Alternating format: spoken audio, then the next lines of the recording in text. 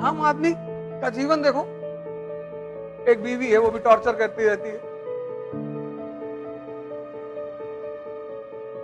वो भी उसी की वजह से करती है, उसकी गलती की वजह से। वरना स्त्रियां किसी को टॉर्चर नहीं करती, करती नहीं, हमारी भी है।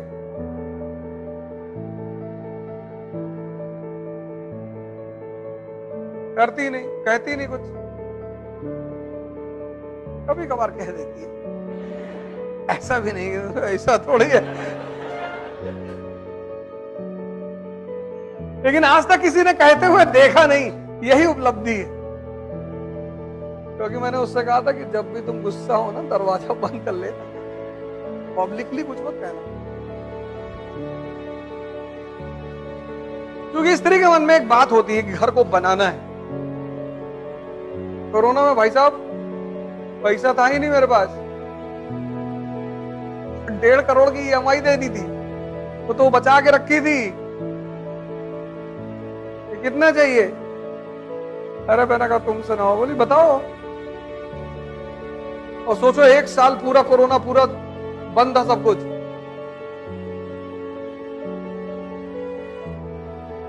औरतें पैसा मार लेती हैं, ठीक है, तुम्हारी जेब से निकाल लेंगी और ले लेंगी, 700 रुपया कर्जा लेंगी, देंगी, वो 700 साल तक चलता रहेगा। ये सब उनके फीचर हैं। तुम कहोगे वो 2000 रुपया वहां तुम्हारा बच गया था, हाँ तो वो बच गया था ना, उधार थोड़ी वापस किए थे तुम। महाजन के ब्याज से ज्यादा खतरनाक है औरतों का ब्याज। लेकिन वो बचा के रखती, सेव करती।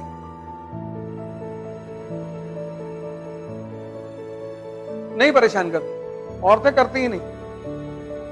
अगर कर रही है तो कहीं ना कहीं उस आदमी की भी गलती होगी, और अपवाद सभी जगह। तो आम आदमी वैसे ही नीचे परेशान रहता है, और ऊपर से औरत पीने नहीं देती।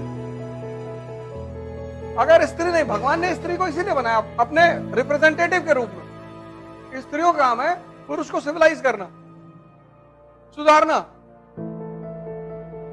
अब 25 साल तक मां के हाथ का बना खाना खाया, मां ने खाना दिया, लौकी बना के 3 दिन उठा के फेंक दिया थाली, डेली डेली लौकी दे रहे हो, दिमाग खराब है तुम्हारा। तो बेचारी मां जाए, अच्छा बताओ क्या खाओ, फिर गई दोबारा बना के लाई, बोली लिए खा लो। अब 25 साल आदत खराब हो गई, 26 साल में शादी हो गई, पत्नी आई, फिर फेंक दिया थाली, फिर वो कूद के बैठ गई सीने लगी आराम ना, मर मर के खाना बना, बदतमीज खाना फेंक रहा। तो एक स्त्री बिगाड़ती है और दूसरी बनाती है। पत्नी का बहुत रोल है। तुम सोचो, इमेजिन करो सिर्फ दुनिया में पुरुष हैं, औरतें नहीं हैं, तो चारों तरफ तुम्हें मर्द भी लगा दहला पकड़ खेलते हुए, कोई घर जाएगा? नहीं, कोई घर जाएगा? लगा के बैठे हुए। वो तो जैसे अंधेरा होता तो पुरुष को याद आने लगता कि शेरनी बैठ गई होगी कुर्सी पे, कि भाई इतना देर कहां थे। जरूरी है। होटल रेस्टोरेंट वगैरह में देखो, लड़का का लड़की के साथ बैठ के कुछ खाता है, बड़ा डिसेंसी से खाएगा, एकदम काट वाट के चाकू वाकू, अकेले खा रहा था पूरा हाथ में लपेट के डाल।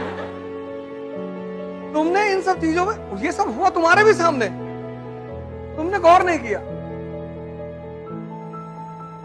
मेरी आदत है, मैं देखता रहता हूं, मुझे मजा आता है।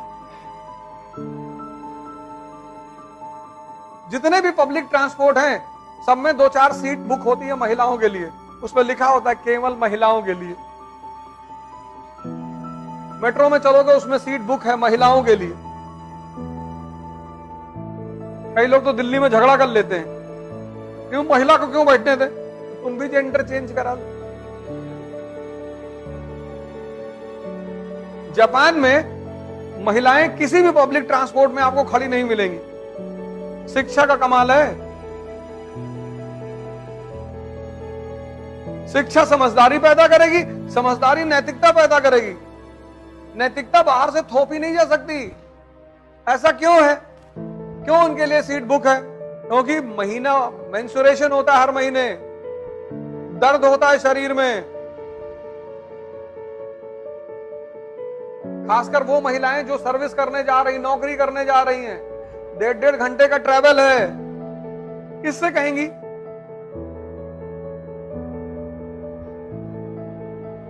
से कह सकती हैं? नहीं। तो आपकी नैतिक जिम्मेदारी है कि कोई महिला आपके बगल खड़ी है तो आप उसको सीट दे बैठने के लिए। ये मॉरल रिस्पॉन्सिबिलिटी है। इसी को कहते हैं रैशनलिज्म। देखो लेडियां वहां, औरतें वहां बुर्के के खिलाफ लड़ाई लड़ रही है, हमें बाहर निकालो, आजाद करो।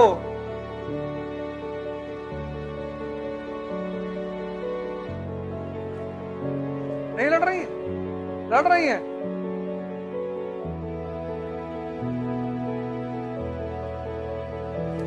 तो वैसी चाचा यहां नहीं जा रहे हैं, नहीं तो यहां की औरतें अगर पढ़ ले मुसलमान बहुत मारे उनको।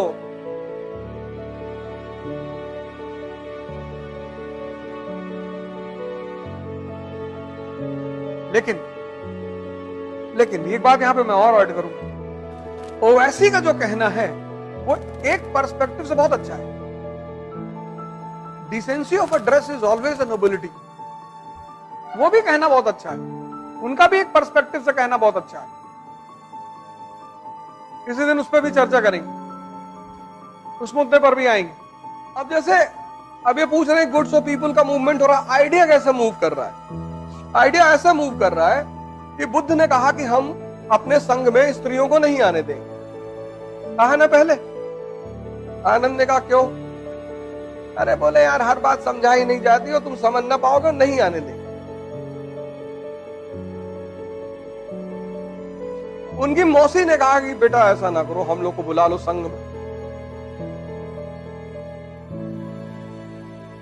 उस पे उन्होंने औरतों को परमिशन दे दी।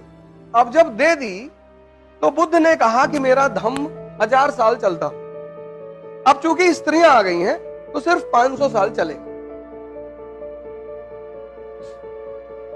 इसकी वजह स्त्रियों से नफरत नहीं है, ईर्ष्या नहीं है, इसकी वजह उनकी शक्ति है।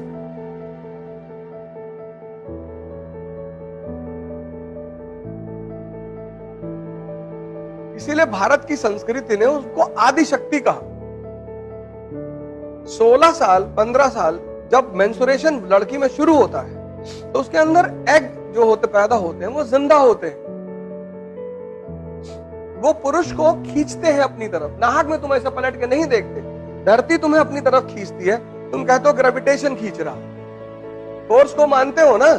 तो जब तुम स्त्री को पलट के देख रहे हो तो वहां भी तो कोई ग्रेविटेशन होगा।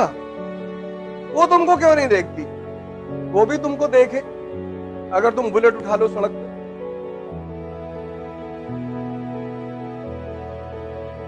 वो भी तुमको देखेगी। ऐसा नहीं देखेगी, देखेगी वो। लेकिन अगर तुम हिल रहे हो, गुटखा खाए हो, हिल रहे हो, तो बुद्ध ने ये बात कही नहीं। जब इस्लाम आया तब उसने कहा कि औरतें मस्जिद में नहीं आई, मतलब जहां मेल नमाज पढ़ेंगे औरतें अलग जगह पढ़ेंगी। अब देखो आइडिया ट्रैवल किया कि नहीं ट्रैवल किया? जो काम बुद्ध ने नहीं कर पाए किसी भी दबाव में, वो काम इस्लाम ने किया। अब नया नया जो आदमी ध्यान करने जा रहा है,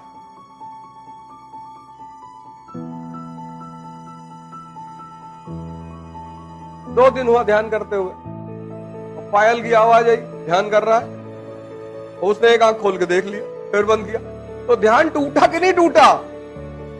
टूटा ना। दुनिया में मन जो शांत होता है वो बस दो ही चीजों से शांत होता है तुरंत। तीसरे चीज से जब शांत होता है तो परमानेंट हो जाता है, वो है मौत। आदमी मरा, सांस खत्म, सांस खत्म, मन खत्म। मौत में पूरे शरीर में एक ही चीज गायब होती है, वो है सांस। और सांस का संबंध है मन से। तुम गुस्से में रहोगे, सांस तेज चलेगी। तुम देखो जैसे जैसे तुम्हारा मनोभाव चेंज होते हैं वैसे वैसे तुम्हारी सांस भी चेंज होती है। इसीलिए दुनिया में ज्यादातर ध्यान की जो विधियां हैं वो सांस से शुरू होती है। कहती है अपनी सांसों को देखा करो। इतना आसान नहीं उन्हें देखना, बहुत मुश्किल लगती है उसको देखने में, लेकिन देख लेता है यार।